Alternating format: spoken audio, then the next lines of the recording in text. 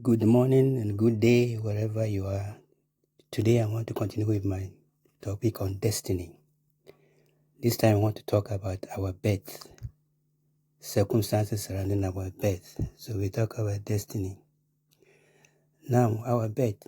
Think for a moment about the day you were born. You did not get to choose your parents.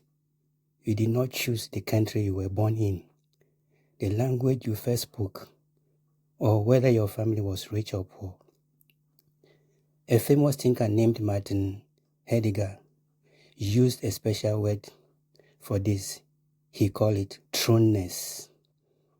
He meant that we are all simply thrown into a world that was already running, with conditions we did not ask for and cannot change. To many people, this feels like a limit. It can feel like our lives have already been decided for us by our surroundings.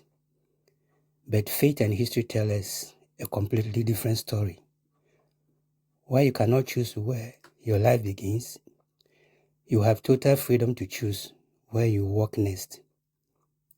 Today, let's look at how brave, independent choices can turn any difficult starting point into a life of great purpose. Our divine freedom to choose.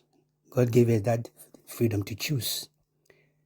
We all face limits, but our backgrounds does not have to dictate our future. In the Bible, we see that the power to choose is a sacred gift from God. God gave us the freedom to choose. No restrictions. Look at what God says to the prophet Jeremiah in Jeremiah 1 verse 5. It says, "Before I formed you in the womb, I knew you. Before you were born, I set you apart." Which means he knew the purpose for us on earth and knew what exactly we are capable of doing. This verse tells us that even if our birth or our situation feels accidental to us, God has a plan for the time and place we live in. Our unchosen circumstances are just our starting coordinates, our starting points on the map. God does not force us to react in a certain way. As Galatians 5 verse 1 reminds us, it is for freedom that Christ has set us free, which means God gives us the independence to look at what we are given and choose what we will build with it. You have been given a gift, so you decide what to do with that gift God has given you. The example of Joseph rising above the pit. To see what it looks like to change an unchosen path, like I'm saying about Joseph rising above the pit. We can look at the story of Joseph in the book of Genesis. Joseph's early life was full of terrible events that he could not control. His own brothers grew jealous of him and threw him into a deep pit, because there was always that son, the last born, that he has a good gift, that he was going to be a ruler, going to be something. So the family grew annoyed every time they talk about their junior brother. So what happened? Then they decided to sell him into slavery in a strange land called Egypt. Later, even though he did nothing wrong, he was falsely accused and thrown into a dark prison. Joseph was handed a very bad hand of cards in life. He could have given up, felt sorry for himself, or blamed his brothers for everything. Instead, at every single turn, Joseph chose how he would live, how he would behave. In the slave owner's house, he chose to be honest. Inside the prison walls, he chose to be a helpful leader. Because Joseph made good choices in bad situations, his life changed. He eventually walked out of the prison and became the leader of Egypt, which allowed him to save millions of people, including his own family, from a terrible famine. Years later, in Genesis 50, verse 20, he told his brothers, "You intended to harm me, but God intended it for good." Joseph acted with faith inside his hardships, and he changed his entire future. That is where most of us get it wrong. We go for rebellion. We go for hatred. We don't tend to forgive. The Bible says we should forgive.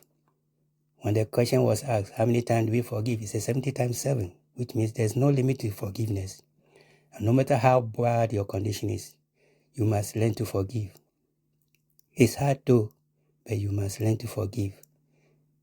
Bearing grudges for a long time doesn't help you define your destiny positively. There's an example of Esther, courage in a foreign land. If you know the book of Esther, you can go and refer to it and read. Another great example is Queen Esther. Esther was born as an orphan girl in a foreign land. Her people, the Jews, have been forced away from their homeland by a powerful empire. Her early life was defined by loss, grief, and helplessness. She was taken into a king's palace where she had to follow strict rules just to survive. One day, a wicked official signed a law to destroy all the Jewish people.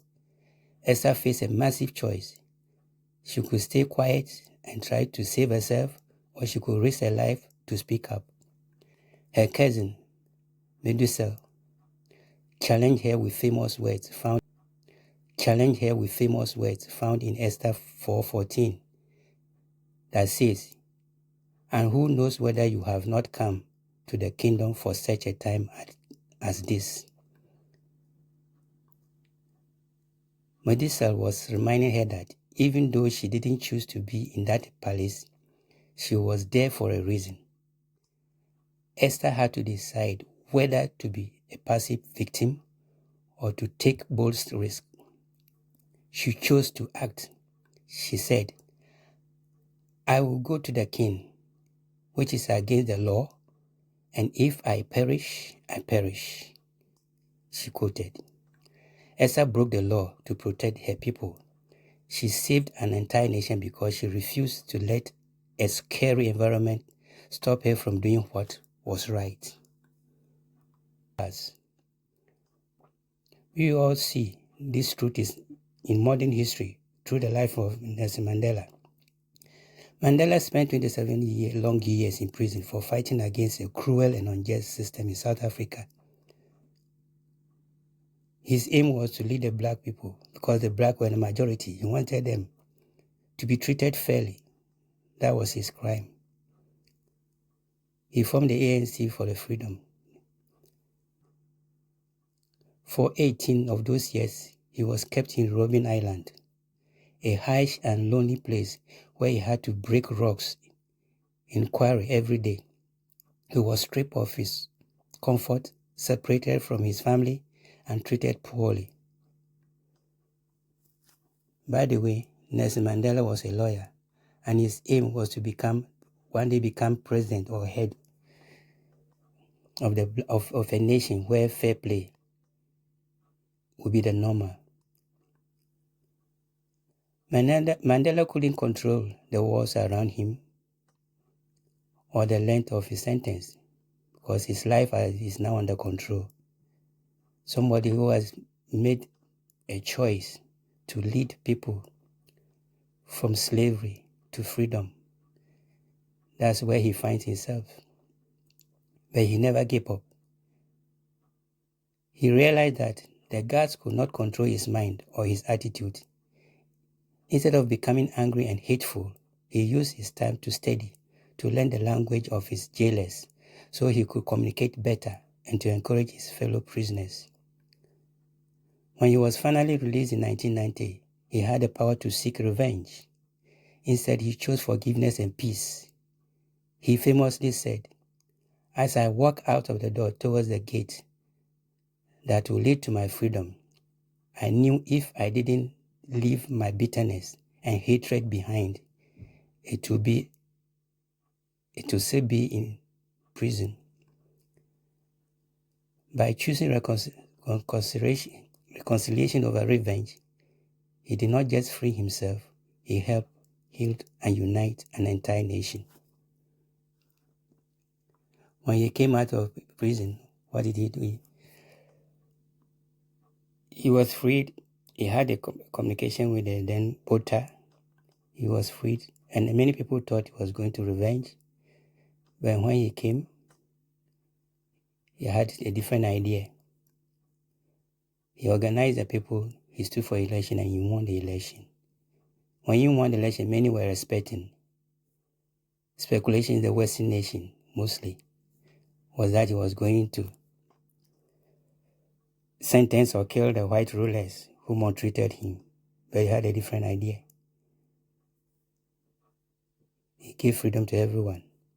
Everyone should be treated equally. He formed a reconciliation committee so that those who have been affected, killed, maltreated,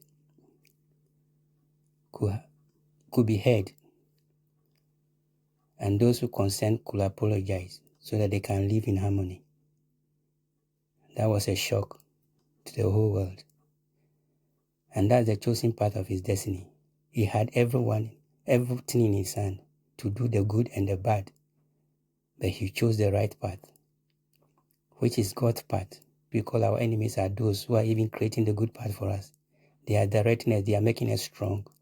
They are preparing for the future, for the battle ahead. We will initially see them as enemies, but later when we get to the top, you will get to know that they're going to help us to stand the test of time. So we needed those trials to be where we want to be. But never confuse where you start with where you will finish, my dear. Like Joseph in the prison, you can choose to do your best right where you are. Like Esther in the palace, you can choose to speak up what is right.